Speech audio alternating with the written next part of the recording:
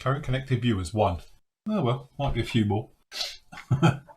Quiet night. Oh, no, 152. Just jumped. That might be me. Yeah, that's it. Right, okay, let's light this candle. 103 says watching now.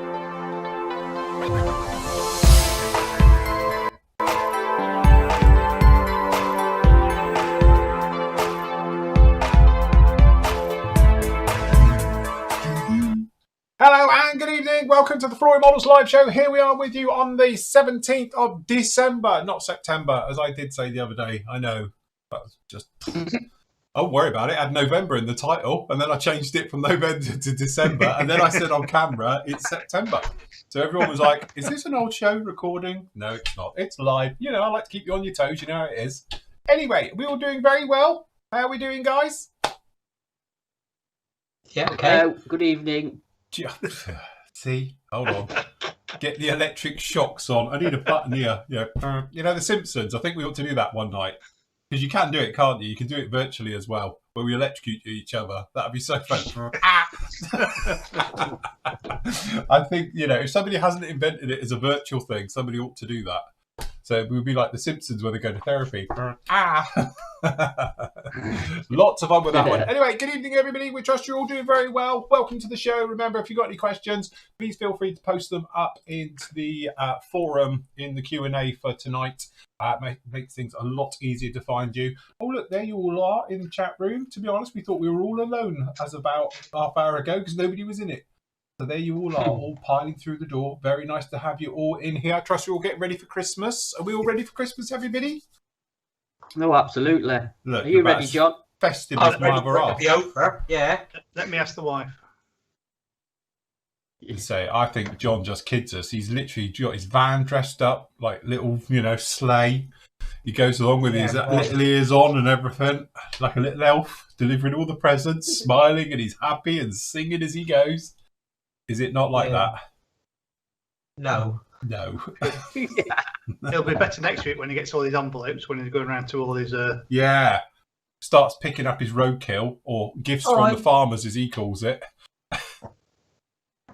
I may have a few little presents already. Yes, he'll have his brace of pheasants and his bottles of home brew and all the rest of it. He'll be loving it. Let alone the cash option. I'm on about 8 bottles of wine at the moment, I think. See, look, it puts it all worthwhile. All of this. It does. Trust me. 2 weeks of hard work. Yes. Anyway, just all doing well, all good. Looks like everyone's fine there in live chat. Just because obviously you're all captive audience, don't forget, up with you today is the review for the Zucchimori 148 scale F4E Phantom 2. Great kit, very, very nice. It is typical Zucchimori. You know, it's a lovely kit. Lovely detail on there. Don't forget, there is high-res images now on the main site. I don't bother putting them in the forum because, well, it takes time. But they are on the main site, so you can click through and get a bit of a feel for how it is. But it looks very, very nicely detailed all the way through. There is the odd ejector pin mark, which was a little bit, I wasn't expecting them, but they are in there, so just look out for those. But you can easily see in the kit that they have got other versions of this coming down the line, like there, for instance. Obviously, these are the sort of 80s and 90s jammer pods, so we've got modern stuff in amongst this as well. So we're definitely going to be seeing lots of different Panthers coming through the line. Beautiful clear parts. I have to say, they're the clearest clear part of clear I've ever seen. So very, very nice indeed. And one for Matt, because he loves his stencils. Look at that. We were talking about it yesterday. Whoopie do. Look at all of that. And that is just one model. That's not like versions of, because I love the way it's got the markings for 2 options at the top here, or one really, or all of that lot. Look at it. Very, very nice. I'm surprised you didn't say that was just for one wing. Yeah, that's it. That's the underside. 4 more sheets to go with it. So, you know, like we said, if you know Phantoms, you'll know it's part of it. And it does look very, very nice. There you go. Look, that gives you an idea. I think you need a highlighter pen as you're going around all of this and be ticking them off. But it does have the odd one on there, doesn't it, John? You're a fan of stencil data? Yeah. Yeah. That's fun for all the family. That looks like a walk in the park, that. Absolutely. At least it's got them methodically laid out somewhat. So, easy to follow. Yeah. So, yeah, That looks like a nice, relaxing evening's work, that. or 3. So anyway, the review for that went up today. We have got them in the PM store. We still got them in stock, Matt, or are we sold out? No, we've got them in the shop. There are still some left. Right. Okay. Fair enough. Is Matt muted then, or is he just didn't bother? No, me. all right? Just couldn't be Can't bothered. hear you. I've got a bad signal tonight for some reason. It keeps it's all I can hear. So Well, you're crystal clear. That's the main thing. So you're okay there. yeah, I can't talk. I'm crystal clear, but I can't speak to you. So Oh, you carry on until I've got my clear internet back. You know why? Leslie's downloading something from Netflix. Oh, because we've got Amazon Prime now on TV as well, so that's just shot it, I think. Hey, I can watch this little thingy of Black Sails now, though. Yes. Oh, I won't tell you what happens in the end then. No, I don't want to know. I only got so far into the first series, and then it just because it was on Channel 5, I think, had it, but they never carried it on. It didn't even get to the end of the first series, so I don't even know what happened. So at least now I can watch it when I get time. So yeah. They're talking about who's got PM Models Employee of the Month. It's 1 to 10 me. Yeah. 5 to 1 Matt, who nominated himself. Yes. 100 to 1 Phil, who didn't know what month of the year it was. This is it. Absolutely. Yes. To be honest, Employee of the Year is Leslie. Yeah, I think so. Absolutely. I think what we need to have now is one of those little things they get like at KFC and that, where you get stars. Oh, God. So Andy can earn stars like Muttley gets medals Yeah. for the Employee of the Month. We'll give a medal bar. That's it. So, because Tabs has had 2 medals now because she does all the Sanders and stuff for us. She says, I'll do it for a medal. So I've been giving her like leftover. There you go, Muttley. There's a medal. Cheap payment. So, yes. Phil, I'm less than a mile away from the main runway. Sorry, have I missed something? Probably different Phil he's on about, yeah. Unless people are talking about something completely different in live chat. Anyway, as always, we're going to have a look round. So shall we start off having a look round at some of your great work? Well, I thought we'd start off with our public service announcement from our postman here. Let's get all the crappy stuff out of the way before we go to the good stuff. There you go. Camera's on. Right. So, Mr. B, explain whilst our post's taking forever. Right. Yeah, there seem to be some issues with packets and parcels taking rather a long time getting to people. I've been a postman for 31 years now, and I've never known a Christmas like this. It's horrendous. Royal Mail quite simply can't cope with the volume of packets and parcels that we're getting. The COVID thing obviously isn't helping. I believe I think it's mainly the big mail centres in the cities. Some of them are running apparently with 50% staffing levels because of COVID. I know a lot of people are still waiting for packets and parcels that were posted 2-3 weeks ago. So, guys, you just got to be patient. There's nothing Matt or Phil can do about it. It's out of their hands. Just be patient. They will turn up. In January. Hopefully before Christmas. So please mark all official complaints to Mr. John Buller, Royal Mail, UK. And he'll personally look for all your items to see where they are in the system and then hand deliver them.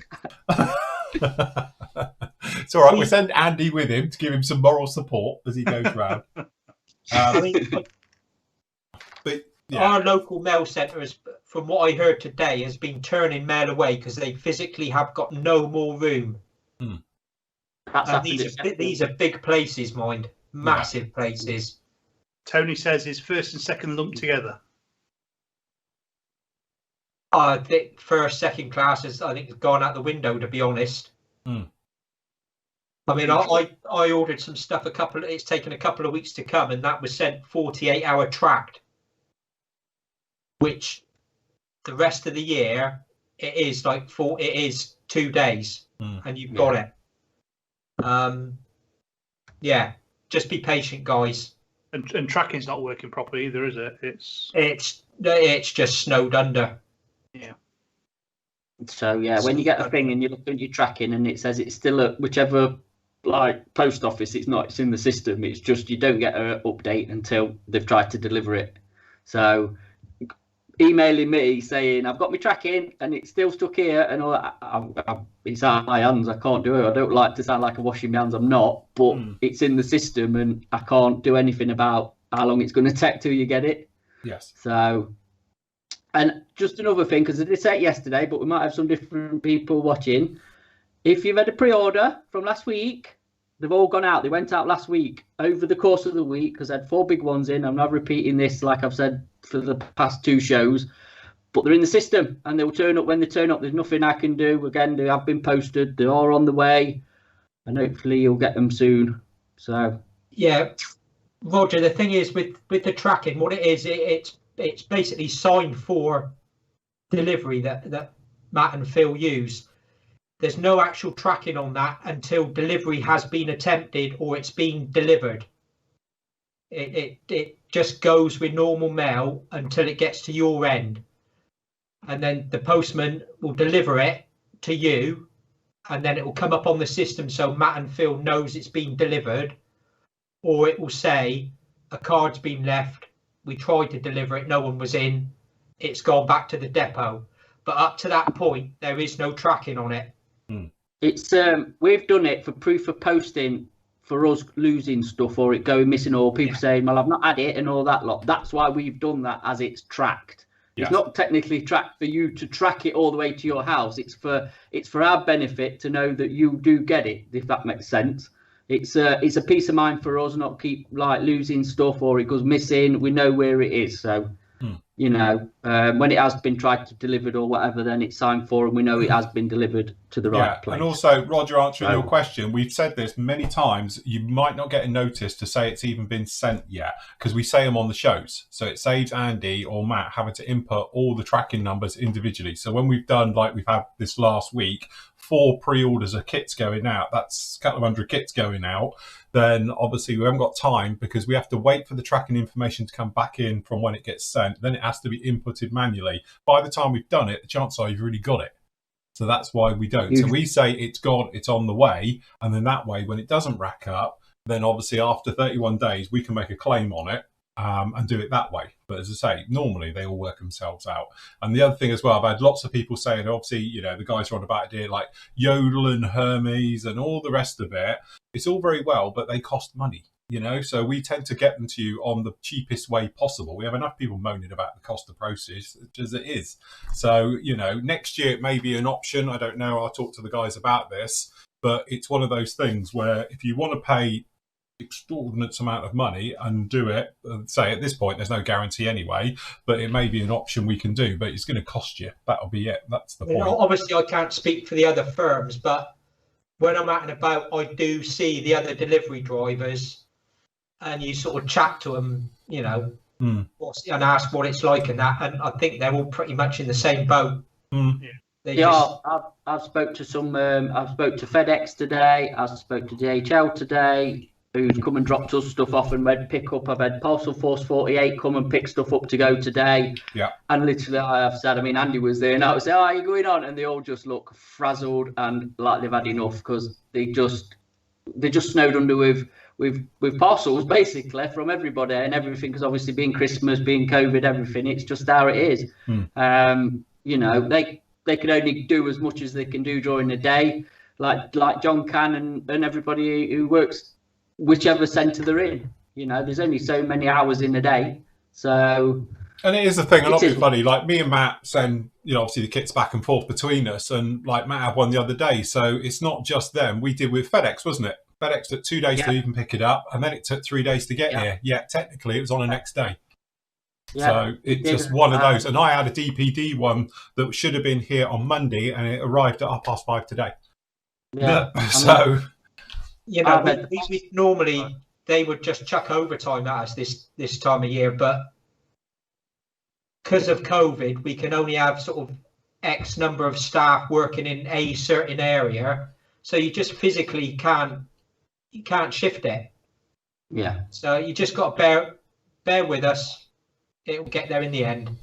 Yes. Yeah, you'll get it. You'll definitely get it. We've not had anything go missing. I mean, everybody who's had a pre-order offers, it's turned up. It's got there, so it's not like we're not sending it. It's I was all going to there. say, I don't want to obviously go on about this particular one, but obviously a lot of you are probably aware we had a little bit of trouble with Israel recently.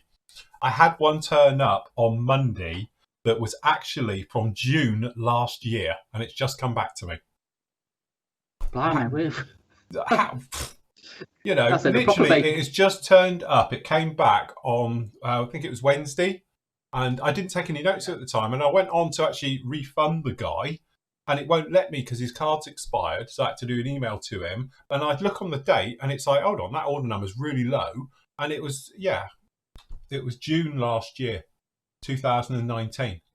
So it's like, so it's obviously gone to Tel Aviv, been floating around the system, and then finally made its way back after 18 months. So not bad going. Then we think we've got problems. So At least it's come back. yeah, well, yeah, and it was because it was a full set of washes and some sanders.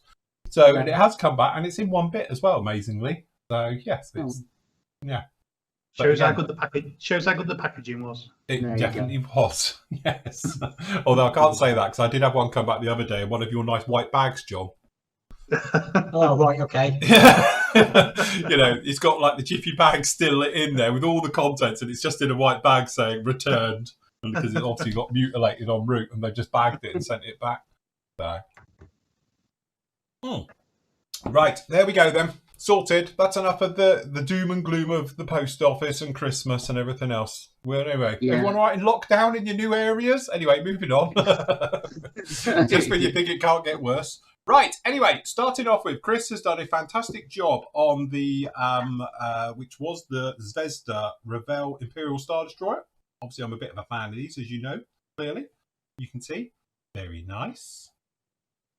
Cue the music. Yeah, you should have. Hold on. Copyright strike. I used to have a thing on my phone. I don't know if I've still got it. Oh yeah, hold on. I've got my sound effect thing. Where are we? Stickers, emojis, soundboard. Hold on. What have we got in here? Where's hold on. Sound effects. Where are we? There's got to be one in here somewhere for it. Hold on. Talk amongst yourselves.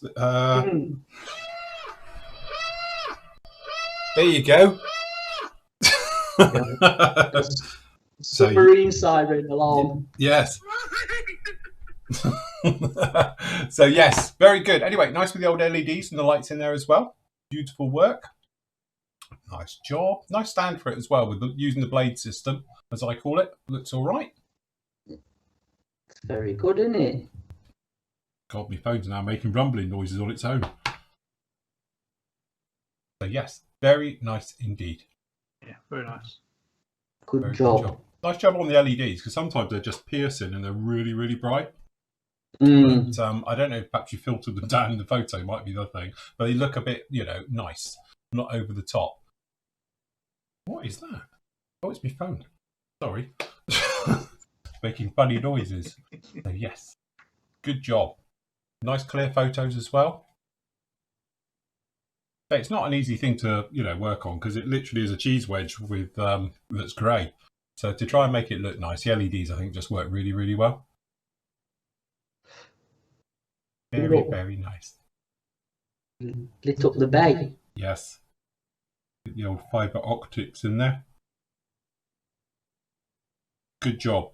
Very, very nice on that one. Has it got a blockade runner with it? I don't know. Yeah, mine had the little blockade runner, but I don't know what I've done with it now.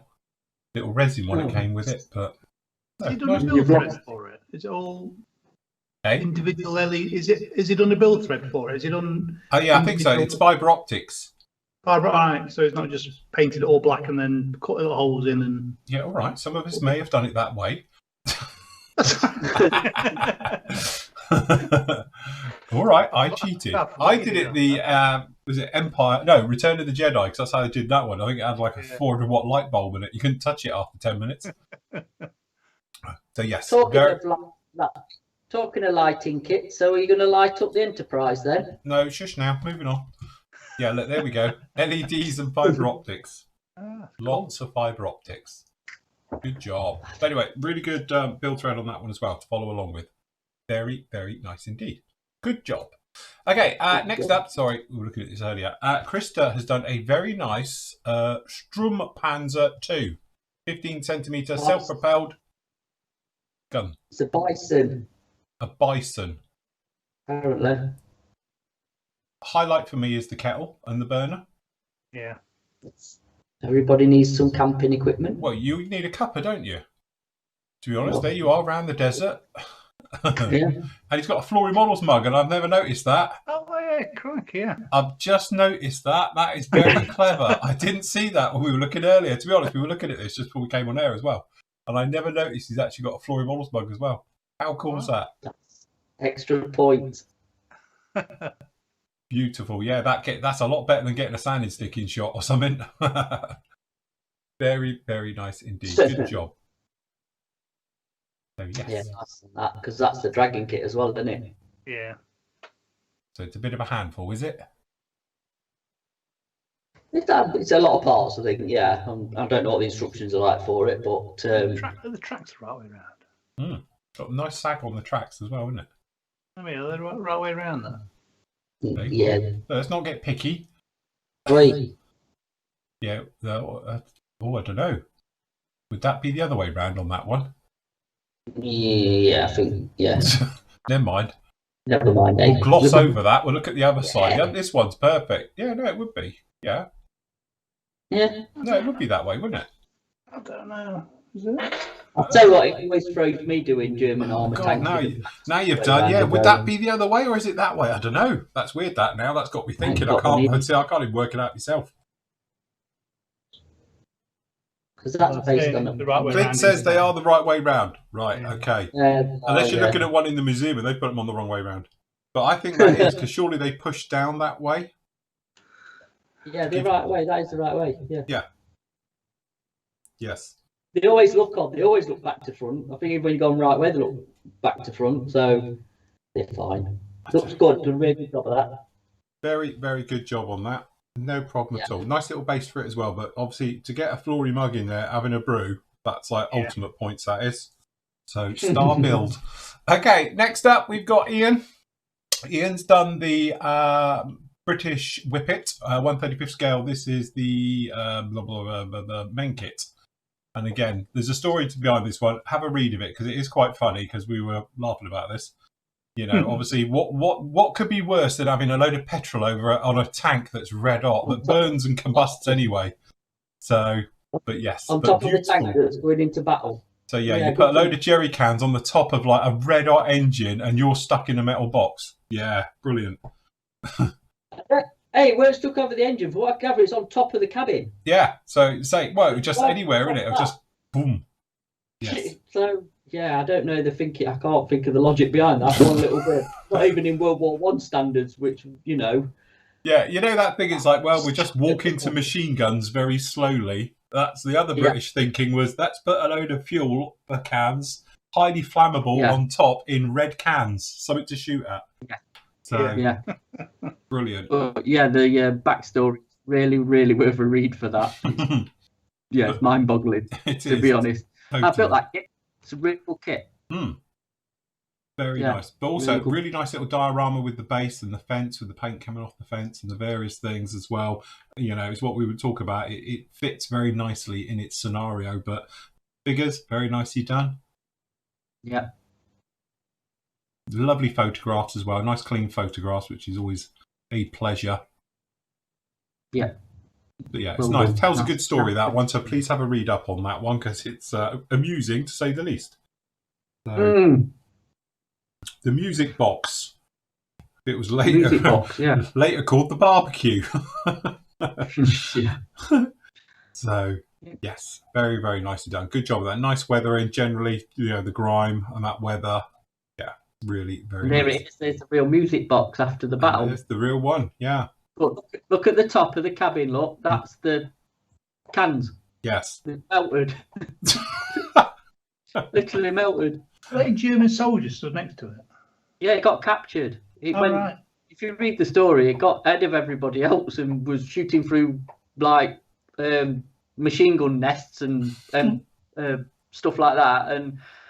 But the petrol they shot the cans up and the petrol were leaking into the cabin, so they had to put the gas mask things on to breathe because the fumes off the petrol. And then, honestly, it's worth just a read. It's like Lord Melchett decided to have a go. It's just, it is like some off Blackadder. It really is. Beautiful. Anyway, very, very nicely done on that. Good build, good story. Yeah, what's not to love? Okay, next up, we've got a Eurofighter. Funny enough, I was saying, I haven't seen anyone do a Eurofighter for a while now. So it's nice to see the old Revel Eurofighter, which is now probably, getting 20 years old, that kit? Must be showing a bit its age, but no one's ever done another one. At least. So, yes, very, very nicely done as well. So, down in here, you see, nice, good, clean photos. Very nicely done. So, this is the two-seat version, or twin stick. Very, very nice indeed. That time for a new kit of that, isn't it, really? Yeah, you think somebody would pull out the stops now, and do a fully loaded one with all the goodies, but I suppose it's still newish. I suppose it's in service, isn't it? Is that Shadow? Is it Sky Shadow?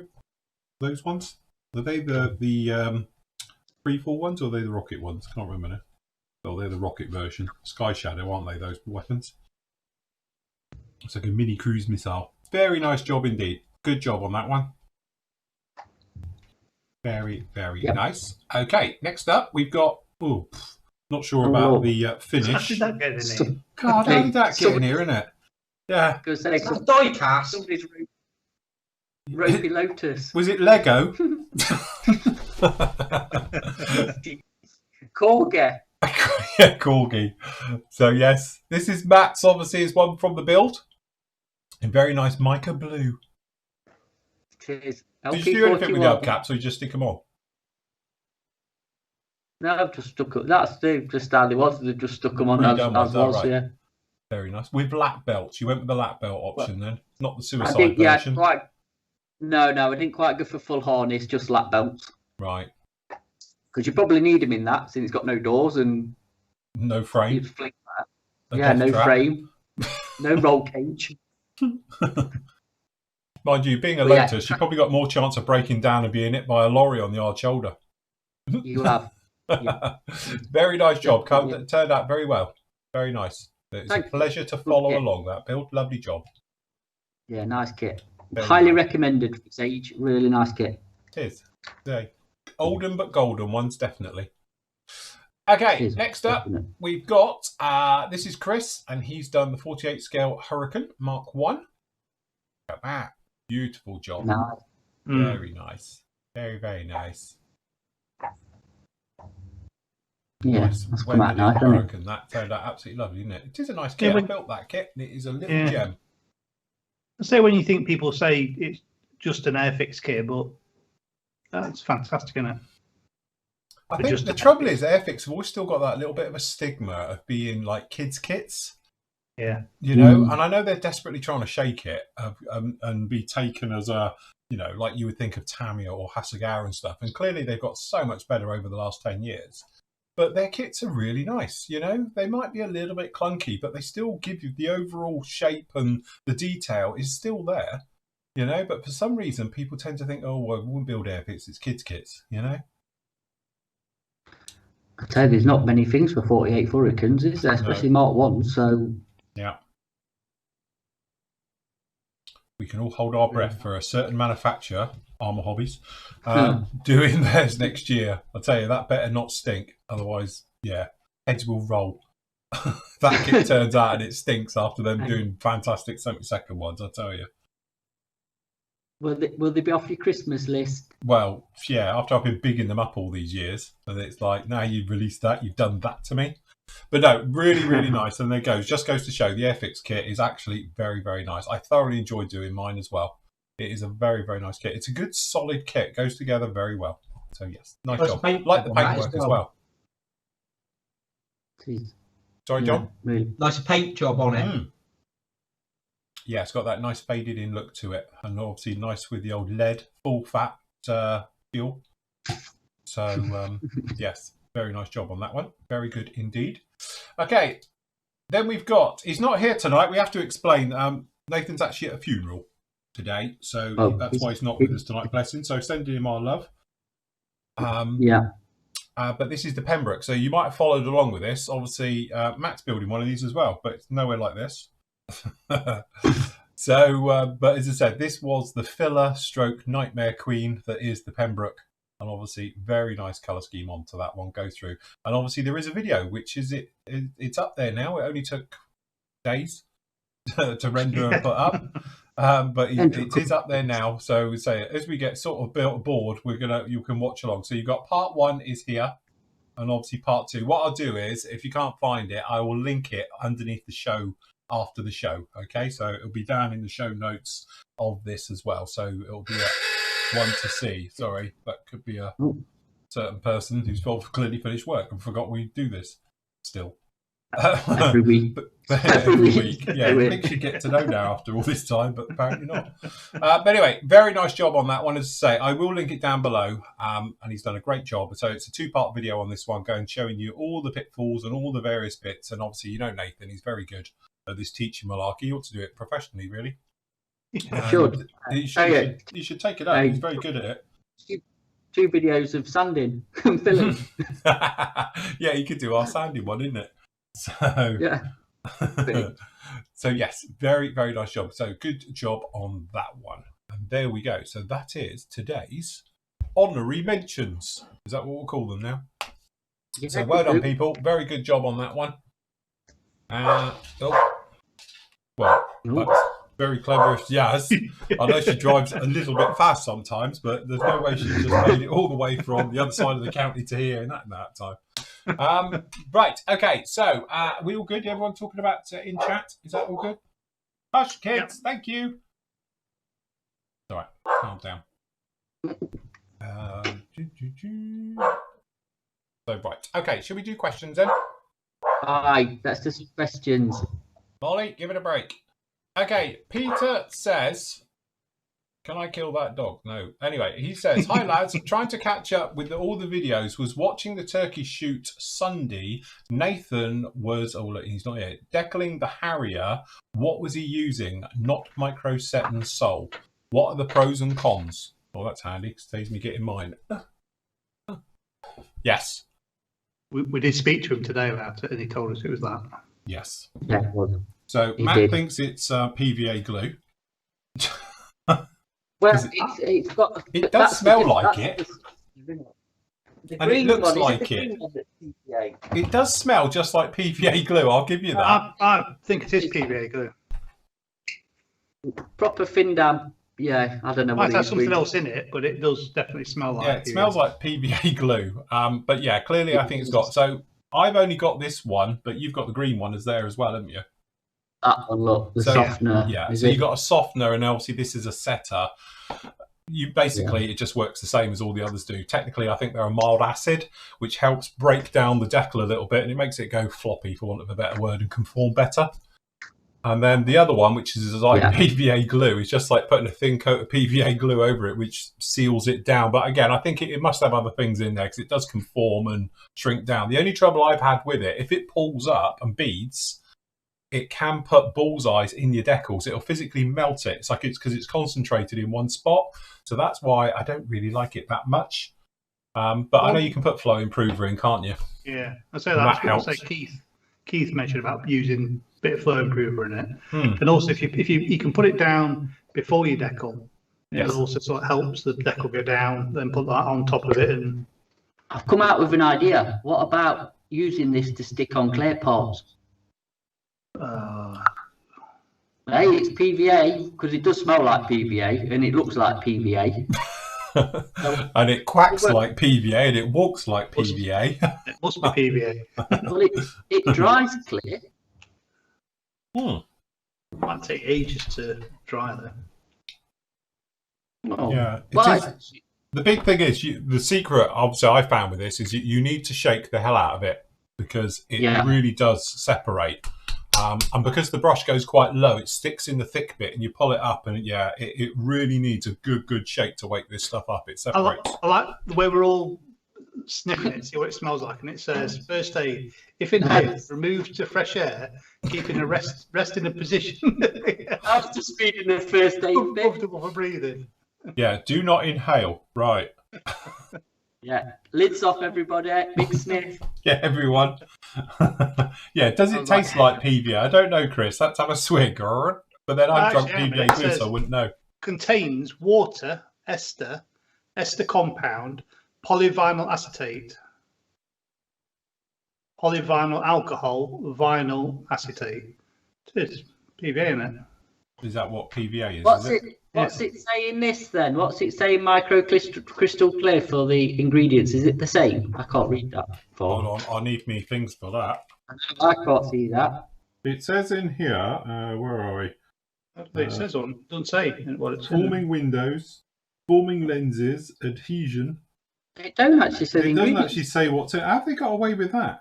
I was about to say exactly the same thing. Because it going back many years to me chemistry at college days, esters, aren't they like hydrocarbons and that? They can be quite nasty things, can't they? They can. Yes, I think you're right there, John. Yes. So don't drink it. Don't drink it, yes.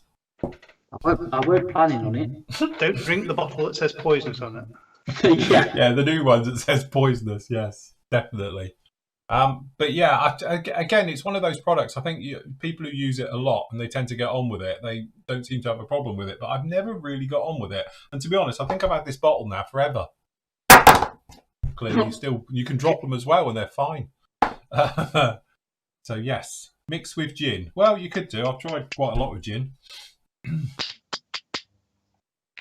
So yes, fair enough. Anyway,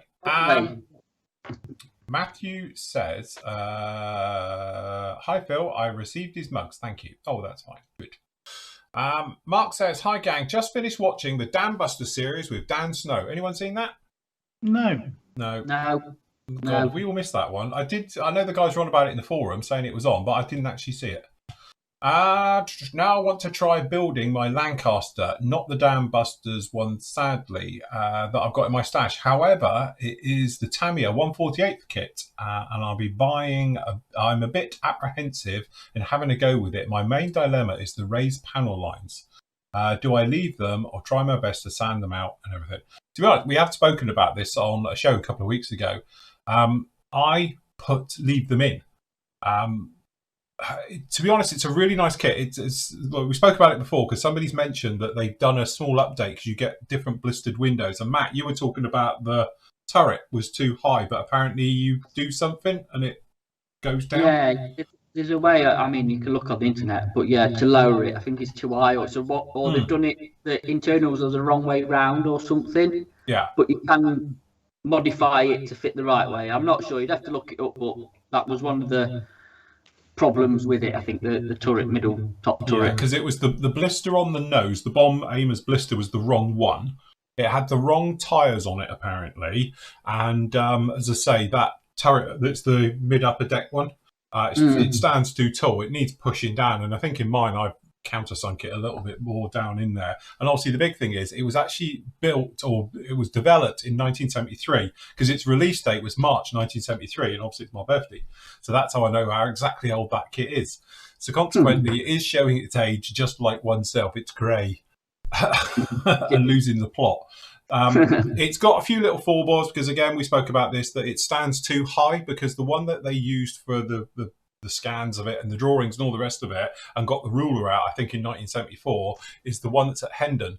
And obviously Hendon's got those hydraulic jack locks in, so there's no movement on the undercarriage. So obviously they measured it and it's well too tall because one is it's empty and it's got no fuel in it. So when they clamped it, it's too tall. So it should be more squat and everything else like that. As I said, there was a rumour going around not many years ago they were going to retool it and redo it, but they never have, unfortunately.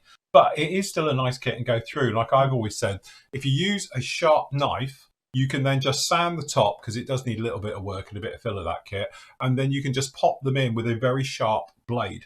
Okay, so you literally just cut and you'll make a V shape And from a micro scale point of view, the V shape, because it pushes up slightly, looks like a raised panel line then. And when you do your weathering and stuff like that over the top of it, it tends to fade away and you don't really notice it. I've built a few of them now, and I always literally would say, one, I tried to rescribe it and it just didn't look very good. The rest of them I've always left as raised and they've been okay. There's plenty of aftermarket still around for it. As I say, I think they fixed now the one that has the blister as the correct one with the kit. But there is aftermarket for wheels as well and various things to it as well. So, yes. They did a version where all the clear parts were pre-painted. That's it. Yeah, I think it still is. That one that's out in the moment and stuff is that version. So, yeah, all your clear parts are pre-painted, which is like the best thing ever. It comes in a little separate bag and it's all done for you. And say, who does that these days? No one does that anymore, do they? So, No. I mean, the only other thing is if, like we were saying yesterday with the HK one, if they downsize the 32nd one into 48, like they've done with B17, yes, that's an option. And again, from HK's point of view, they're going to corner the market, aren't they? So if they did decide to do it, they're onto a bit of a winner to me, especially if they do both versions. Yeah, absolutely. As I say, the world has been crying out for a 48 scale. Lank since probably 1980.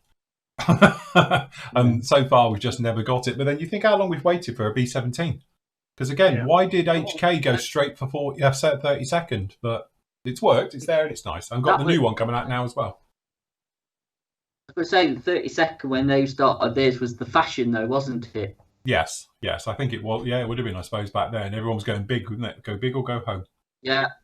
It was go bigger, and then obviously this is like, this is a bit of a damp squid because it's too big, and everybody likes the idea, and I'll buy one, and then when it come to spending your money, it's like, nah, I ain't got the room for it, or people's bought it and it's just stuck in the stash. Where obviously a 48 foot, even that's not small, is it? Your one, no, but it's buildable, it's doable, isn't it? It's more manageable for folk. So, I think I'll tell you what shot themselves in the foot is that. It sounded a really good idea, like the 32nd. When the B17 came out in 32nd scale, everyone thought, that'd be really nice. And then everyone went to a model show and saw one. And everyone went, Jesus, that's huge.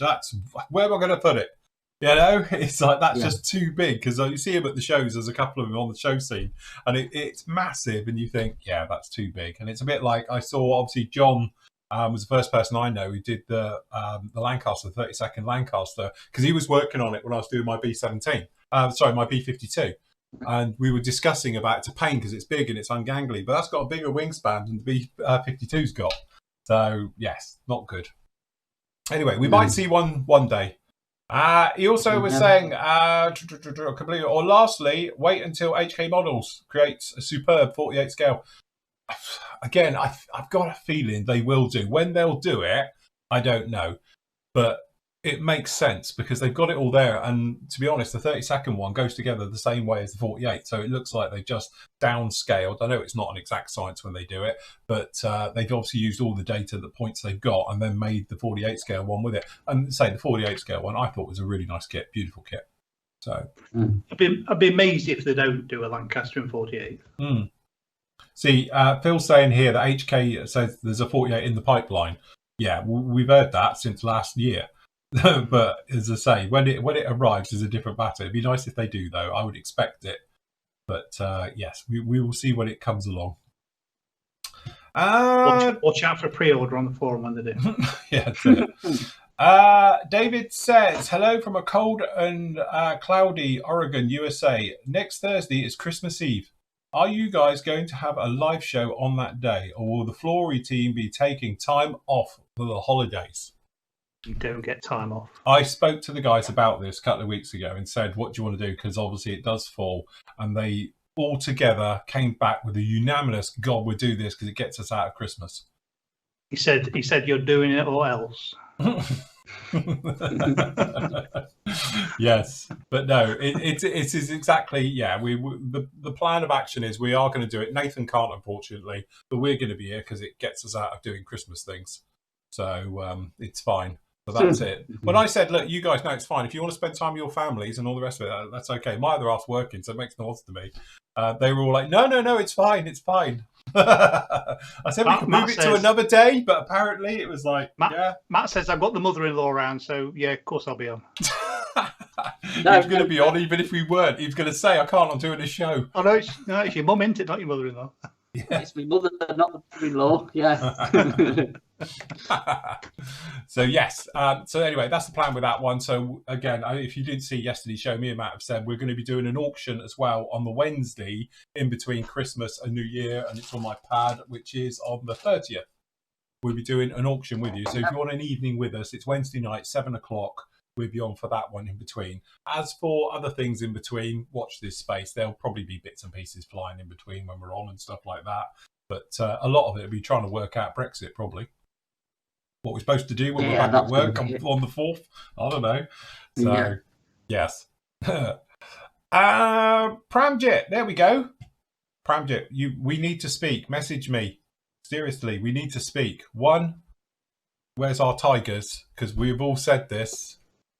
We need our little tiger tanks because we were going to do them as a build. Does this mean we have to physically buy them? Because we will if we have to. Clearly, we don't want to buy them, but we was thinking if Airfix wants to send us 4 or 5, we'll put them together for you. Because we were perusing it all over your pictures of it the other day. So yes. I was thinking a carton. Or a carton. That's very good. We could do a giveaway for our members as well, Airfix, if you're watching. We know you are. So that's it. So yes, if you'd like to get in touch with us, because we did say it's a shame it didn't come out a couple of weeks ago because we would have done it for the turkey shoot. Yeah. It would have been perfect for the turkey shoot to do those. But unfortunately, they're obviously a little bit late. But congratulations. It looks fantastic. We love it. And I'm going to get, as we said, me and Matt said, we're going to get them in anyway. And I'll do a review of it and we'll have a go at putting them together. So yes, well done, Ethics. Anyway, he's saying, I hope you're all doing well. Congratulations to Andy. Well deserved. Get that, Andy. See? Thank you. You haven't even started yet, officially. Although, where were you today? At the store. Okay, he said he received his F4 on Monday. Thank you. Thanks for testing the white tack on the Panzer Putty. Oh, yeah. I don't know what I did with the bit that I was testing with, but it didn't really work. Was masking up the big triangular aircraft. Ooh, we all know what he's working on then. Can you guess what aircraft? What, a tin triangle as it was known in the day? And thought it could be an easier way to mask. Took about 3 to 4 hours to mask it using white tack and then filling in with cling film, which is another good way of doing it. Use 1.5 packs of white tack. We'll post up pictures when he can. Yeah, it'd be lovely to see that one. Very nice. Did you do the camo top and bottom, or is it the one which is white on the bottom and camo on the top? Because they did a few different variations, didn't they? You're really better off just doing the white one, the nuke one. He finished off this year and looking forward to relaxing and having a rest. Done a count of the models that he's built, and he's built 38 kits with 24 completed, and the rest awaiting completion. Most of them Airfix kits. That's good going. Yeah. I could appreciate that because I think my count for this year is about 15 or 16. So yes, good job. Question, wanted to get the 148 scale SU-27, which is worth getting, the Hobby Boss or Kitty Hawk? John, she's you. The Hobby Boss one is £15 to £20 cheaper. Thanks. Have a good Christmas break and see you in the new year. Kind regards, Pramjip. John? Great Wall. The Hobby Boss one. It'll be less grief, I would imagine. So yeah, I'd go with that. I've got a Hobby Boss one down here. I have to say, other option. What about the Great Wall Hobbies one? Oh yeah. Oh yeah, Oh yeah. Oh look, they broke up now. Look. Oh yeah, Great Wall Hobbies one. Forgot about that one. Oh, yeah, but he's asking about that is expensive. That one, isn't it, compared to the Hobby Boss one? Is it really? What do you think is expensive compared to that? Because that's 50 quid full whack, and the thing it's got to be 70 odd, hasn't it? Yeah, but pound for pound, it's more value for money. Look at the weapons. True. Look at the weapons you get. A slide mold. You do get good weapons in the Great Wall. I've got a Great Wall Hobby one as well. The slip molded weapons are fantastic. So if you can hang on, Pranjit, we're getting them in the new year when the delivery when the comes in. Racks up. Yeah, exactly. Yeah, so we will have them if you can hang on. And when we can find a container. Yeah. So, but I suppose you pay your money, you take your choice, don't you? Yeah. But I think I probably would agree with John and avoid the Kitty Hawk one and either the Hobby Boss or the Great Wall one, I think. Apparently, one of the best companies to put your money in at the moment is container manufacturers. Seriously, apparently they are working multiple shifts, 24 hours a day, 7 days a week, making shipping containers because of the worldwide shortage. Imagine. So yes, cool. Yeah, I would say the Kitty Hawk one that I reviewed the other day, which is their newest one, didn't look bad. It's the buildability though, isn't it? Yeah, I can't vouch for how it goes together though, having never built it, but it did look nice. The detail was very, very nice on it. But as I say, being Kitty Hawk, you know the instructions would be wrong. The instructions can be a bit dodgy, can't they? Yes, that's the only thing with it. To be honest, I still say, like we said before, when we do like kit manufacturers of the year and all stuff like that, Hobby Boss, bang for buck.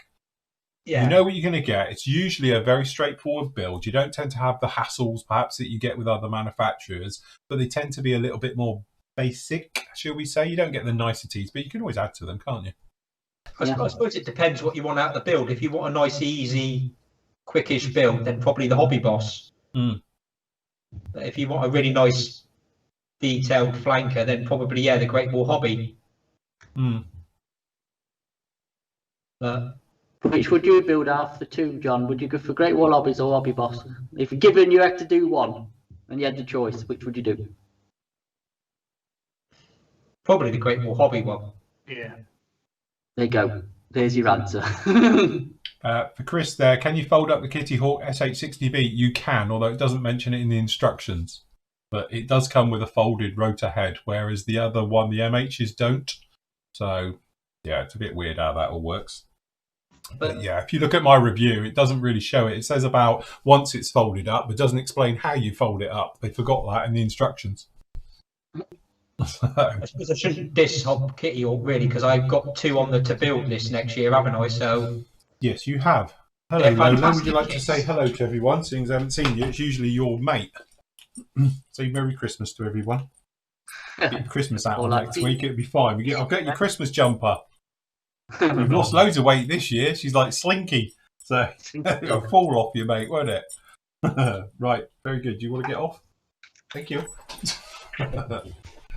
So, yes. Okay, right. Where were we? Sorry, miles away. Roger says, oh, that's the one we were talking about. We've already discussed that then, didn't we?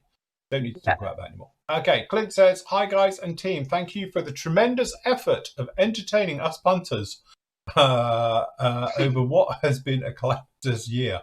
One way to describe it, I would just call it crap. We all get applauded. Thank you very much. Please don't hesitate in turning off the off switch and earning yourself a well-earned break. Oh, what's one of those? I was going to say what that is. Yeah. As I say, to be honest, we were discussing this the other day. Though we were talking about your job, your life, and everything. You know what it's like. You have like Christmas is a classic example, isn't it? Especially this year, because hopefully, well, I wouldn't say hopefully, but a lot of us won't be seeing our families this year because of obviously restrictions.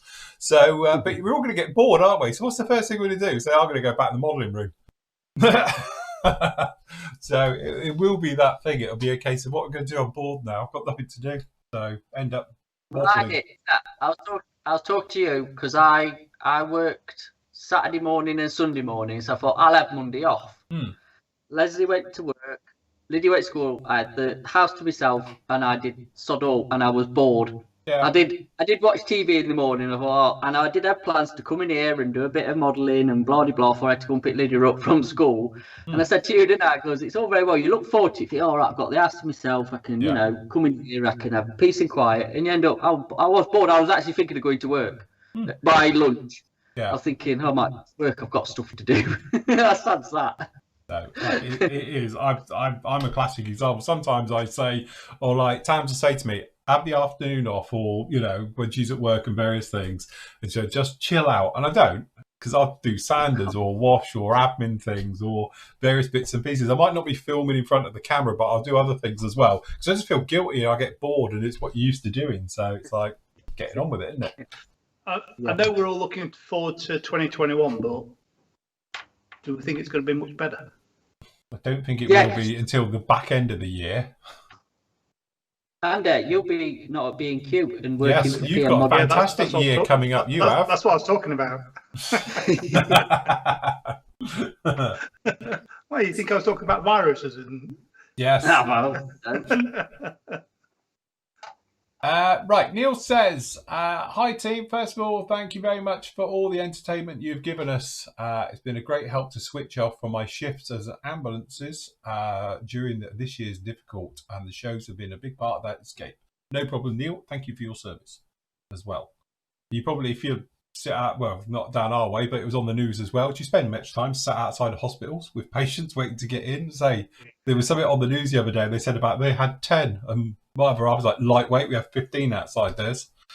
On Radio 2, they were talking about somebody sat outside of hospital for 19 hours or something like that. I don't think she's ever been that bad, and had anybody left out there that long, but they do. She had 15 ambulances queued out there the other day, though, so that's somewhat of a record for them. Normally it's around about 12. The other thing, though, there's only 15 that do Plymouth. So if you're like, you know, on a red call, as they call them, isn't it? And what happens then if they're all sat at the hospital? Yeah.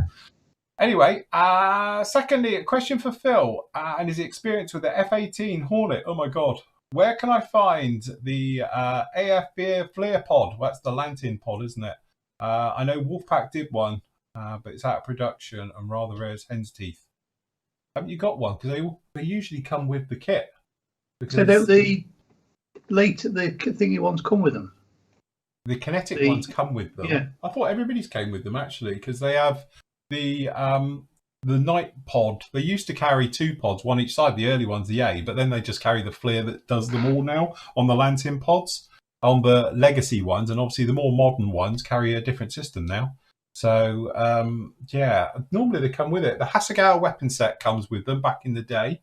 If you got one of them, they're buried up there, and I think you'll find. I'm just trying to think aftermarket sets. Hasegawa does an aftermarket, one of the sets A, B, C, or D. It must be like C or D, and it's like targeting pods and things. I think you get like the Pave Penny sight and the Paveway pods, and I think you got the early Lantern pods in there, both sides of it as well for the Hornets. I don't know what else. Do you get anything in the Meng weapon set?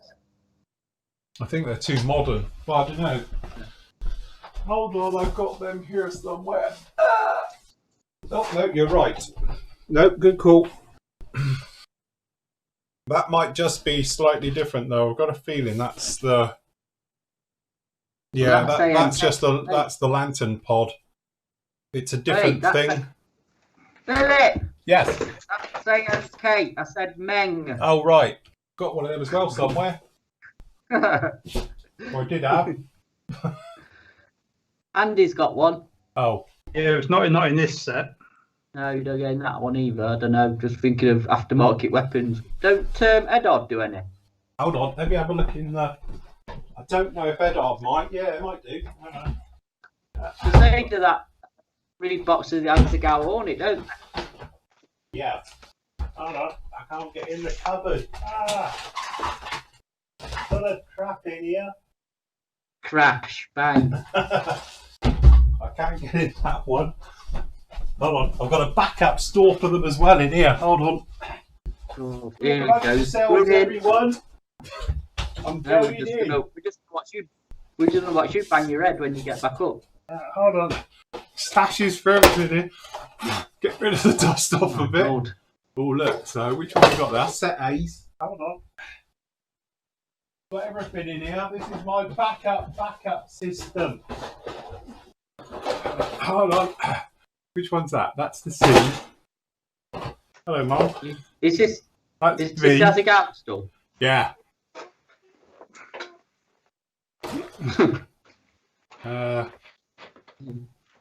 Even Andy's off to look in his wardrobe. I don't know, actually. Hold on. Right, last roll of the dice, and then we're out of options. Oh, hey up. These are awful, absolutely awful. Only had it for the bomb racks. So this one in here, what do we get? Yeah, that's just proper smart stuff.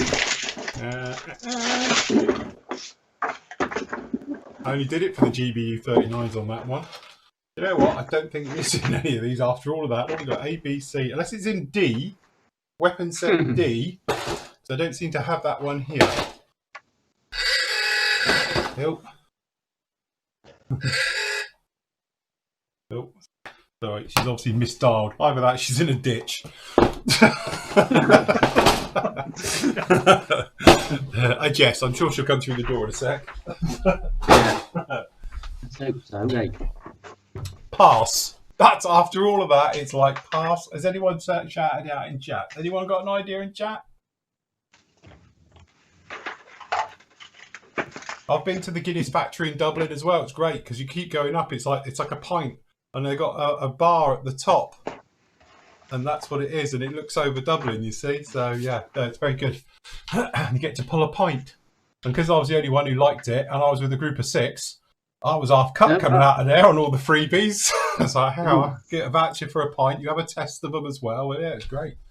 What do you reckon, Andy? Got one in there? I can't see it says anything about weapons in the instructions at all in that. Oh, scrap that then. Do you get weapons in these? Which one you got? You tell us. Hey? I said, you tell us you've got the kit on your lap. Which kit is it? This is the aggressor one. Matt, question for you from Brian. Do you know anything about... Hang on, it's disappearing. They don't get any weapons with it. Abtailine range of oils. Oh, is this the new ones that they're doing?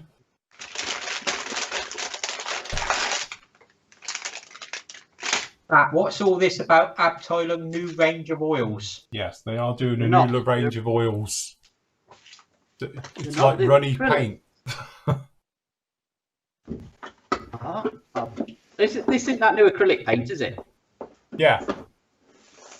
Yeah, it's Abtailone's new range of paint. Yeah. We were talking about it the other day, wasn't it? Yes, it's acrylic. Yeah, it's acrylic though, isn't it? Yes. Proper acrylic paint. Artists grade acrylic paint they're doing. Right. So no, we didn't find out about the. No, I can't find one there. Sorry about that, Neil. I know that it's the aggressor, so it's probably why, but there's no weapons in that at all. It's an aggressor. Because I didn't have the aggressor kit. I had the C kit, but it does come with the weapons. And I used, obviously, my own decals onto it, but I didn't put the pod on because it doesn't carry them for that type of work. That's why that version's cheaper than the other versions then, because they don't come with any weapons. Probably, yeah. It is. It just comes with fuel tanks, that's the only thing. It's very much like the Haskell version, really. Yeah. So, yes. Apparently Wolfpack did one, but yeah, that'd be like hen's teeth then if Wolfpack do anything. So, yes. Cool. Right, any more questions? Any more for any more? Yeah, there is. Oh, yeah, lots more. Right, okay. Stephanie's answering it and says AMT Ordnance Kit 1. Is that the one you were looking at? Oh, no, AMT. All right, don't know about that one. Or Hasegawa. It's a different one, that one, I think. Because that, I think that's slightly different ones on there. Because again, the lightning pod is slightly different to the early one. Depends which Hornet you're doing. If you're doing one of the A versions, or if it's like the C, the late Cs, when they just had a single lightning pod, and obviously the Marine Corps used to just carry it on the centerline tank because it was used for close air support and stuff like that. So anyway, if Neil messages Stephanie and says if it's the right one, says she doesn't mind sending him one. Yes, very nice. Thank you, Steph. That'd be great if you could do that. Okay, Frederick says, hello, not really a question, and you might have heard about this already. I thought I'd mention that a comedian podcast, Al Murray, mentioned Flory Models washes on an interview of On the Bench podcast, a glowing review. He did indeed. Thank you, Al. Don't know if he's watching. Might be. You never know.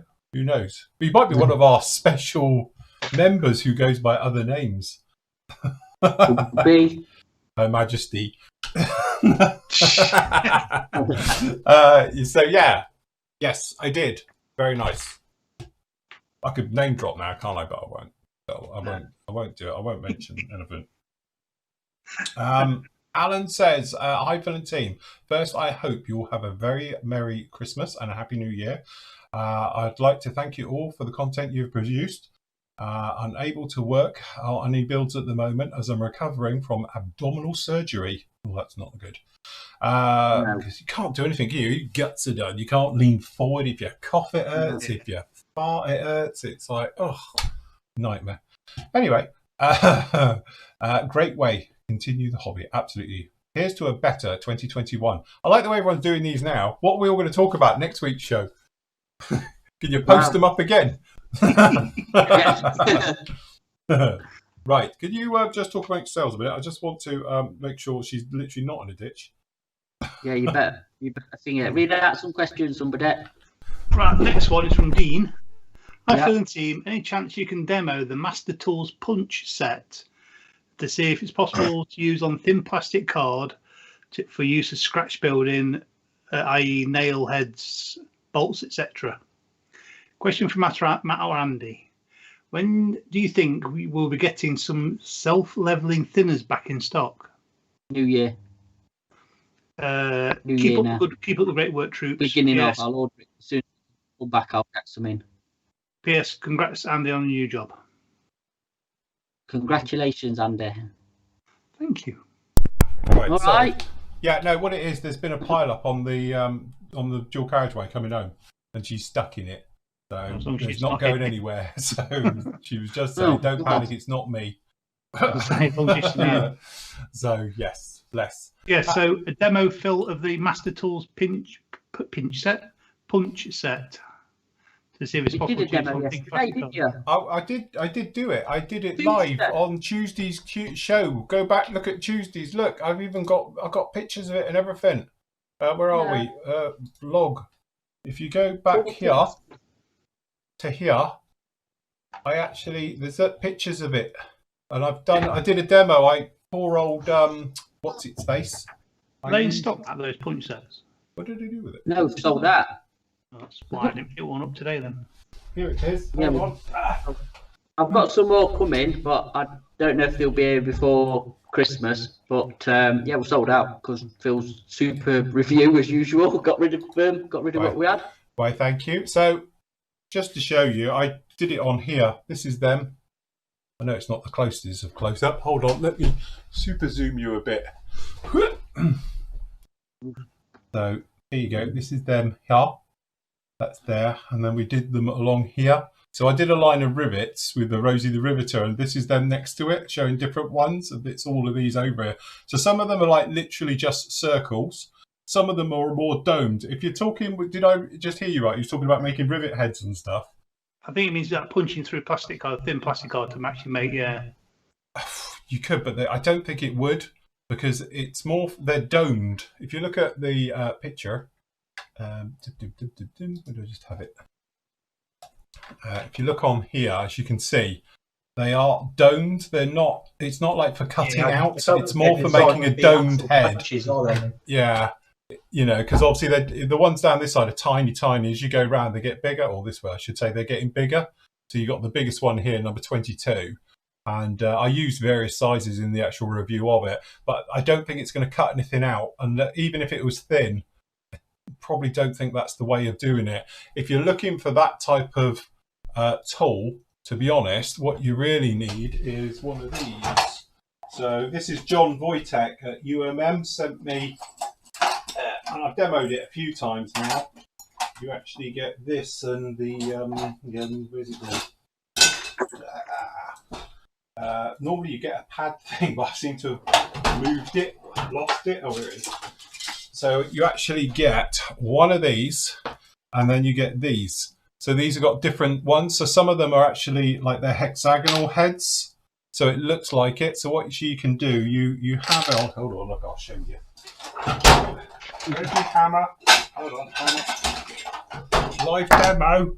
Right, so you have a bit of foil, and then you get your shape, and you pop it down here, and you go next to the edge. Okay, so you just put this over the top, come along with said hammer, and then and you're left with that. So that's like a hexagonal head. And then you take your knife. Look, I'm not equipped for this. And there you go. You have the head. So, and you can do it. And obviously, if you've got thicker metals, this is just a thin bit of alley, but you've got different just shaped ones and size ones here and everything else. So, like for instance, this is quite a large one. If you wanted a bigger version, you know. And again, you've got, so if you wanted to do that type of thing, and then obviously you could then glue these on. You know, you got round. I've got loads of different shapes in here. You've got really weird stuff. Got some big stuff as well. So you have this and that size and various ones. But because it's on a block like this, it's got a little bit of give in it. But they've all got different shaped heads. Could be a key in it. So yeah, and it will do plasticard as well. I've done thin sheet plasticard as well. But obviously when you're gluing it down, don't do it with the weld action glue because they just melt. But yeah. So that's how you do it, and you can add your little details and stuff like that. So yes, cool. So that's better, I think, for doing that type of thing. You can also buy, and we've spoken about it before, is for doing that type of work. You tell I'm not prepared because we had it out the other day, and then I moved. Oh, here we go. So what's the people ANAS or whatever they call themselves? So if you remember, I've done a review on these as well. They do sections of just heads of bolts, and they're like 3D printed or resin printed, and they come in. There we go. Got one here. Hold on. Like this. So they're literally like 3D printed. Like this has got hoses, but you got one in the middle as well, and it's sort of like bolt heads and stuff. And so yes, here we are. So I've got the wrong packet I'm showing. That's the ones. So yeah, they're literally like 3D printed. So you can see them like that. So if you wanted to do that type of detail, it's probably better how you want to go. And obviously you've got different size ones there. So if you wanted nuts and washers, that's your people you want to go to. I can see Matt's brain ticking over as he's looking at them. Looking at you. That's what I just bought for the Sabre Dog. I bought the toggle switches set and knobs and dials. Oh, so we'll watch you stick all them on. Can we have a live demo? And we can watch John putting them on individually, go bloody hell I've moved, and then sneeze and they go everywhere. So yes, but no, that, you know, to be honest, if you want that type of detail and nice sharp detail, that's the way to do it. If you're doing general stuff, you can like use these and punch them out and do them that way as well. So again, you can get, I don't know how thick that'll go. I've never tried it on proper thick materials, but this I think is 0.2 mil or maybe a little bit small, 0.1 mil aluminium sheet, and works a treat. So yes. I'm looking forward to this Sabre Dog. John's going to finish in so am I, as a full video build. Yeah, in 2023, when it finishes. It's kitty, you'll got to be amazed if it actually ever gets finished. Right, okay, where are we? Demo the punch set. Also, it says now, when will you be getting leveling thinners back in stock? Are we out of stock again? My word. We should refine our own like a brewery or a distillery. Yeah, we did mention it while you were on the phone. Early next year. Oh, right, okay. Right. Charlie says, hi Phil and team. In the new year, I'll be building the Edward 148 scale Spitfire and BF 109 in a dogfight scene, possibly using acrylic rod. How can I attach them to the fighters to the rod? I'm looking to your new airbrush. Looking forward to your new airbrush tutorials in the new year. Can you do one on mottling? Of course we can, not a problem. Again, there's various options out there. I quite like the slot version, purely because you can then slightly canter it as well with it and everything else. So when I tend to do mine, I tend to just channel a slot and then the acrylic rod goes in. So if it's round acrylic rod, I'll just cut it and square it. To be honest, I do it with the belt sander and just put a square onto it and then it plugs into it. It's a good solid fit. I know there's a lot of people, sometimes they'll actually tap something from the actual aircraft down and then it goes into it.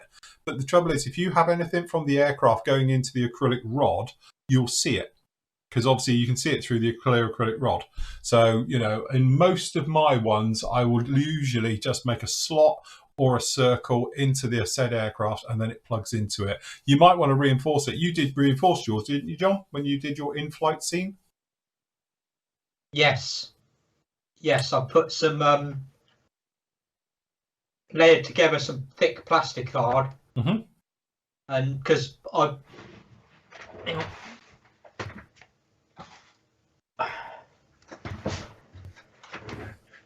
put it conveniently in the front of the wheel well. Yeah.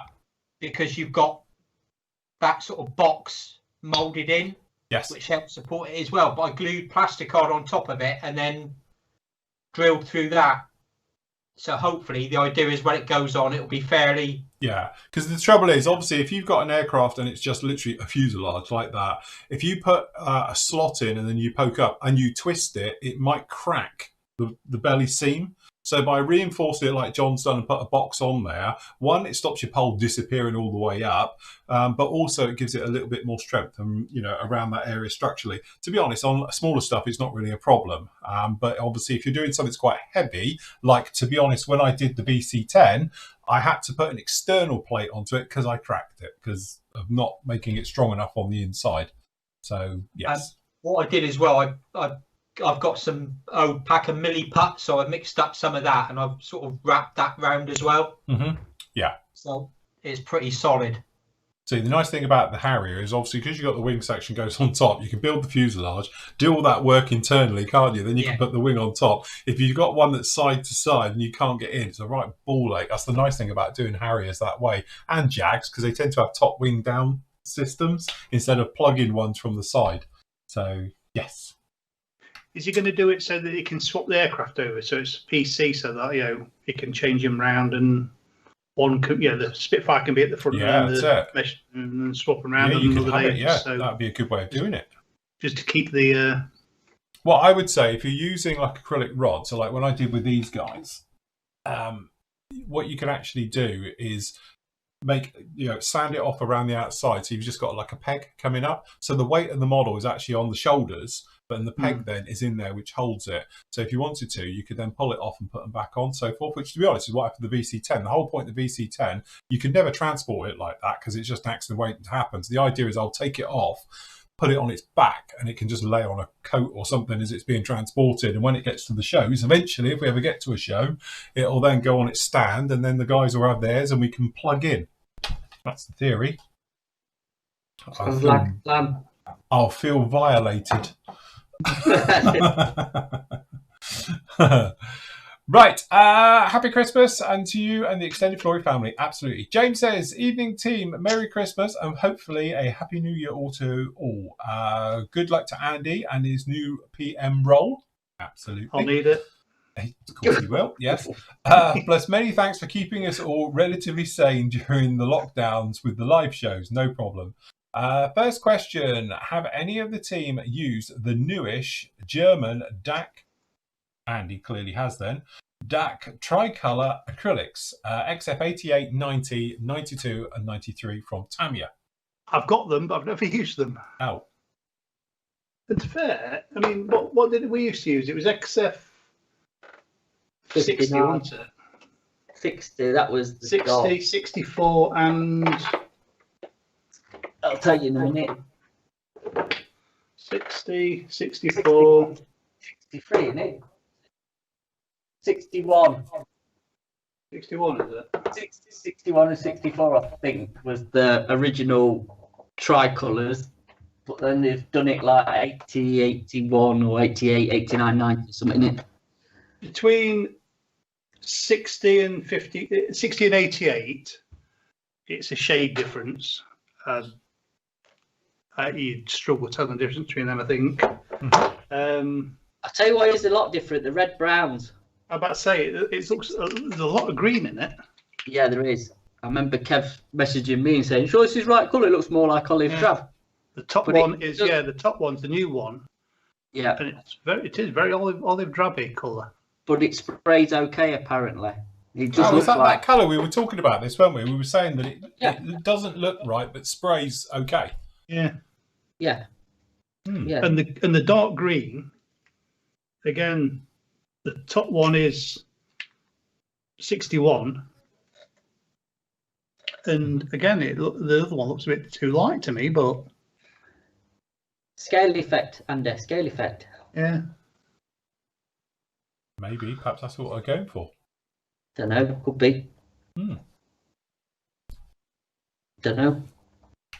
I've tried the 88, which is the German yellow, which is I actually prefer it to XF60 by a long way. I've got to say I've not tried the brown or the green yet, but Tamiya don't normally cock up that bad anyway. So let's face it. When was the last time Tamiya got it wrong? Well, exactly that bad, especially with colours. They're quite spot on with their armour colours, to be honest. So they do their research. I know what they're doing with it. It just the red brown just does look green in the pot until you spray it, apparently, and then it's quite good. So, I don't know. Secondly, any suggestions for recreating galvanized steel finish on water tanks, milk churns in 72nd or 176? Dry brushing. I tell you what. Actually, hold on. I found a use for Tamiya's XF16.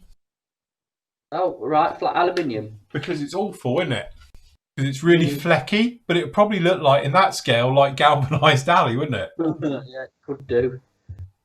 I think it's with the guns ones, the guns, steel or alley or something. I dry brush that. And it does come out with a really nice brushed metal steel effects and stuff. I mean, I'd imagine any sort of steel finish, and then just like have a matte coat over it, because galvanized steel goes matte. As soon as it's oxidized slightly a bit, it's like goes matte onto it. But like galvanized alley, though, it has that sort of fleck to it, doesn't it? It's quite a heavy metal fleck. And I was thinking, because that's my bugbear, we've always been with Tamiya acrylics. They've really got a large fleck. And then in obviously 176 scale would probably look quite natural. Yeah, probably. Because it's quite gritty. If the pigment count's very high, or low, I should say, on it, or it seems to be. So I was wondering if you could get away with like flat aluminium, and obviously because it is flat effect, isn't it? It's dead finished. So, Matt's looking quite tired tonight. He is. Me? I said that to him earlier. He looked tired. I'm absolutely cream crackered. Yeah, I feel it today. I feel a bit like I could go to sleep. So we need that zapper. Right, I'm awake. It's because I've been at the shop, so he's been doing some work. He's had to do a full day's work. Look busy.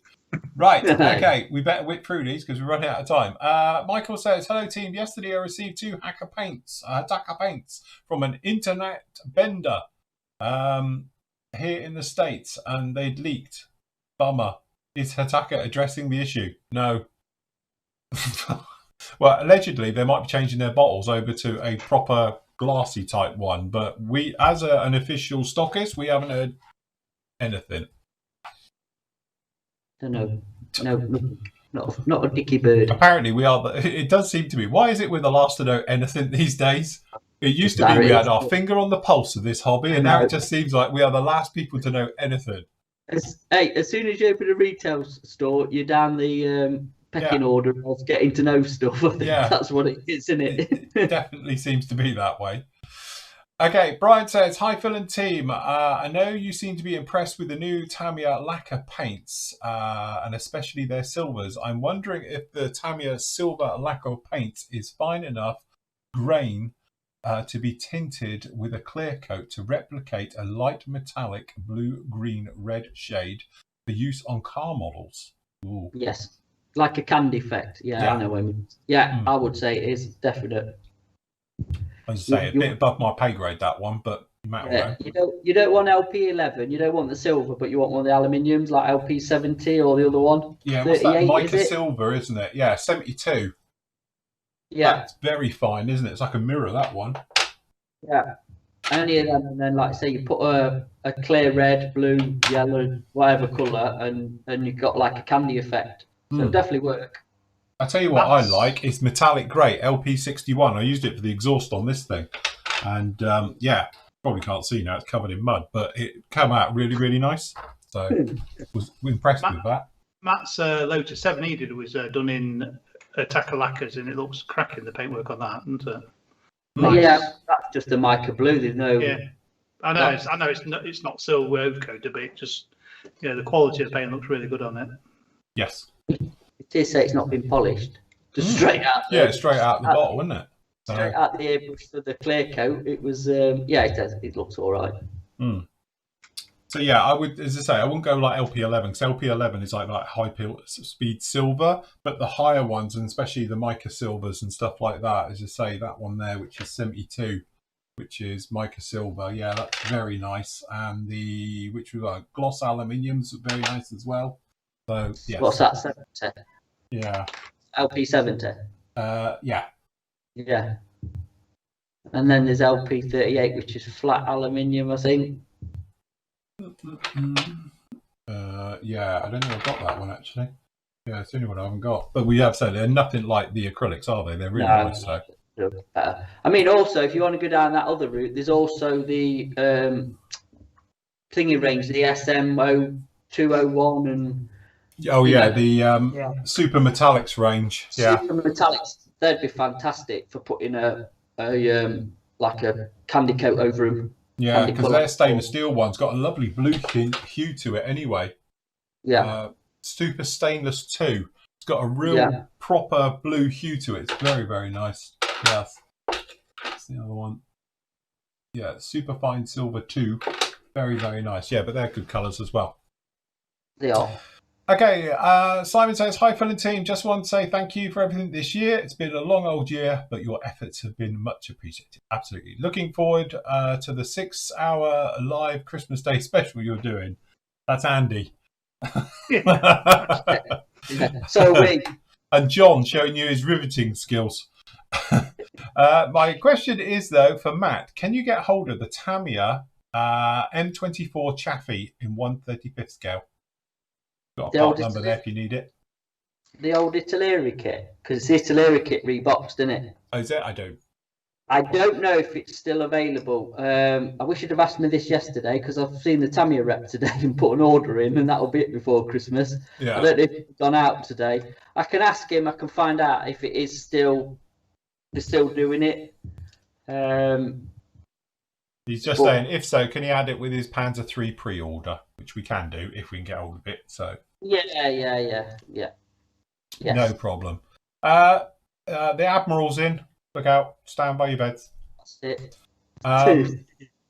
Phil, I'm going to be building the Kitty Hawk SH60F, which is the Ocean Hawk, I do believe. Are you doing the SH60B for the SIG? And are you doing it first? Yes, I'm going to do probably both together. Say next year we got some changes, so hopefully I'll get a little bit more time on the bench. So yeah, that's the plan. I'm definitely doing the H860B, and I'm going to be doing the Zero. That's the plan for those.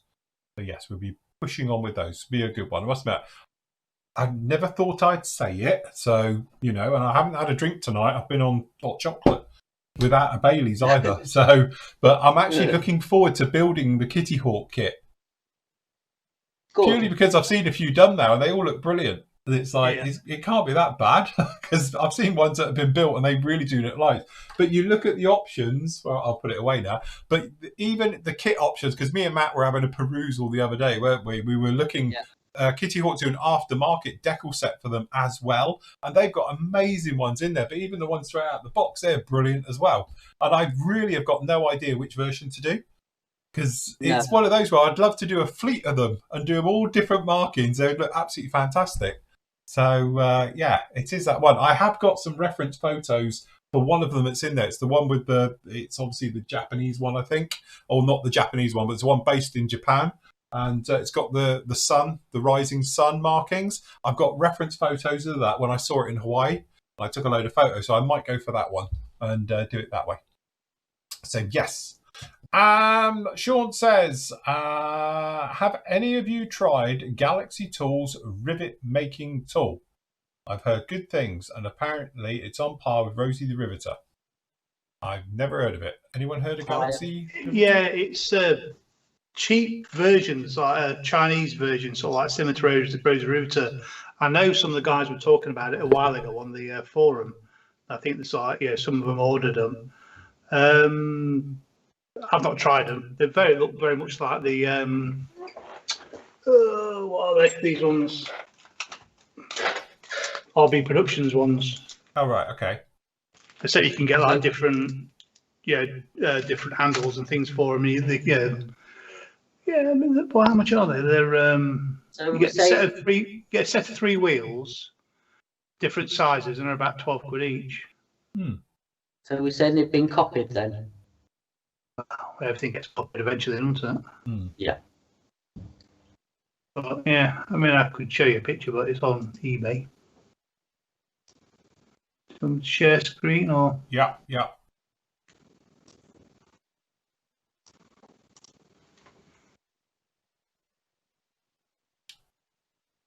Ooh. Oh, look at that. Ooh. the different coloured handles, but that's what they actually look like. So I know some of the guys bought them on forum a while ago. It was quite cheap, isn't it? Because if it's a set of three.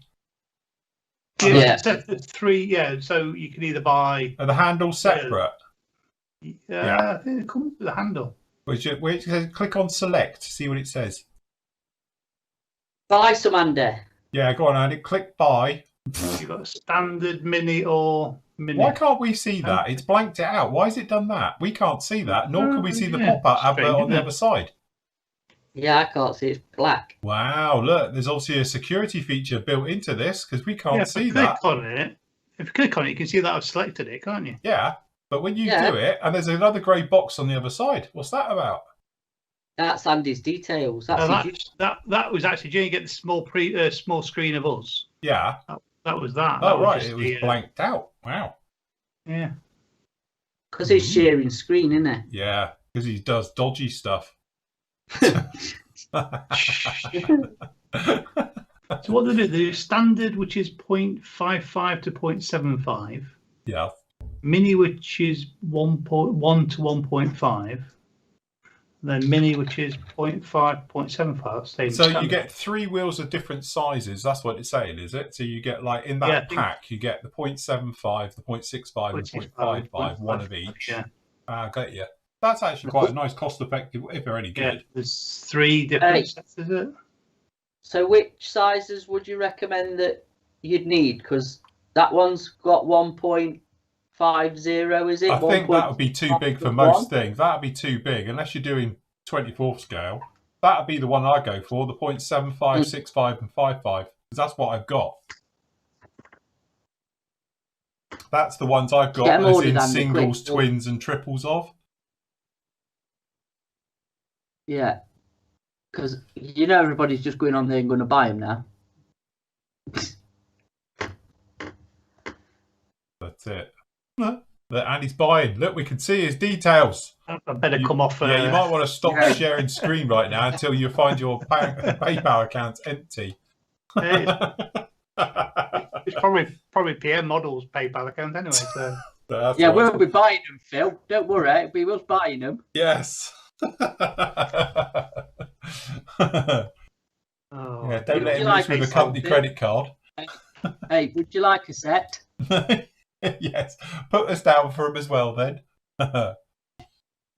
Right, and the last one for today, and then because my other half's going to be in and she's not going to be happy because there's a big pile up. I've just checked on my phone. Oh dear. She's stuck about 20 miles down the road, so she's not going to be chuffed. No. Not since she's been at work since 5:30, so this is a long day for her. It's very long. Where are we? John says, "Hi Phil and team, just wanted to check if the model I want to do for the high C-SIG is okay. I want to do the Saab S-17BS, which is a maritime reconnaissance plane. But my plan is to do it decommissioned. Are you going to have children all over it like this then? Hold on, where are we? There we go. Oh, that's cool. So, is that does it have floats on the bottom of that then? No, that's its undercarriage legs. Like some of that early Luftwaffe stuff you see, So yeah, it's got spats on it like a snooker. Yeah, that's it. Yeah, it's very nice how they've turned it. Let the kids play on it. Health and safety, no problem. Who cares? Well, technically, like we said before, as long as its designation is a maritime aircraft, then yeah. So if it's a maritime reconnaissance aircraft, then yes, it would count. Not a problem. And obviously, you can do it with children all over it. Hey, but we'll ask Nathan, and he can have the final. We will check, obviously, because Nathan is the official adjudicator for this, and his word is definitely final. But as I say, as long as its designation is a maritime reconnaissance aircraft, then it'll be absolutely fine. Yeah. Right, have you ordered them all, Andy? What you bought? 10 sets? I haven't ordered. I can't sign into my PayPal account, and I think Shell's changed the password again. Oh, she's doing that on a daily basis. Stop Andy buying.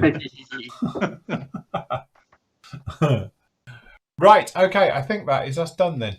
Are we done, did? I think so. Right, okay. And we're on time. We are basically on time. I'll just show the ladies and gents me little truck. Me little MRAP, so you can see he's coming along. So today this had a wash. So he's been in the bath. So he's coming along. So he's had a dark dirt shadow wash underneath. That's all it is, literally airbrushed on. And then he had a bit of grime around the wheels and underneath. And then we've done a little bit of sand on top and then just literally dry brushed it once it's dry. That's as far as we've got. Tomorrow he's going to get oils and it's various things going on. So yes, we'll all be good. So he's coming together. Look, he's got his little turret and his turret works. Doors are done as well, which is cool. And it's good this because obviously he's got the glass and then you can just clean the glass, and it's got glass on the inside, which I must admit, you do need a brush. And you can give it proper dirty glass like that. Cool. So yes, coming along very. And if you want to know what the colour was originally, here's a nice little side-by-side comparison. Just leave a clean door. Yeah, look, I'm going to fit it with one clean door. Clearly, there we go. Look. So it'd be like that. It's had a replacement door. So it shows the power of what the wash just does on its own. So yes, coming along very nicely. But I say, Matt's going to take over, so I'm not going to attach anything on this, so he can hose as he likes. So, but yes, coming along very nicely on that one. So the next part of that will be up with you tomorrow on there. Then obviously I'll be with you for the weekly roundup on the show, and obviously your great work from the obviously the group build, SIGs and everything else like that. We'll have a look around at that tomorrow. So that's the plan. Cool, very good. Right, are we all done then, guys? Yep. Lovely job. Okie dokie, we'll call it there then, because we're all going to be asleep in a minute, apparently. Wake up. Shake the camera. Anyway, we will see you all. Obviously, as I say, we've got various things coming next week. I know it's obviously the run to Christmas, but we will be with you on Thursday. I'll do the show as normal on Tuesday. Me and Matt will be with you. I think we're going to do a little bit of a roundy up type show from the PM side of things on Wednesday, and then obviously Thursday night as normal, and then obviously we'll have a little bit of a mini break. We'll be with you for the auction live on the Wednesday the 30th at 7 o'clock. So if you want to grab yourself some eggnog. God, does anybody actually drink that? Fucking rank, isn't it? We'll be here for the eggnog challenge. Oh my God, we're like Jackass the movie, wouldn't it? So then we'll go through that, and then obviously with New Year and everything else, as I say, we'll be making our way through. So that's basically it. Just to say, Sanders are back in stock, everyone, just in case you want to get in there very quick. Matt's got a stock of his going up there as well, so PM Store will have them in stock as well. As making our way through on that side of things. So cool, very good. Thank you very much for watching. Say good night, gentlemen. Bye. Good night. Bye. Bye. Quick, that's it. Start the car. Right, that's it. We're off. Bye.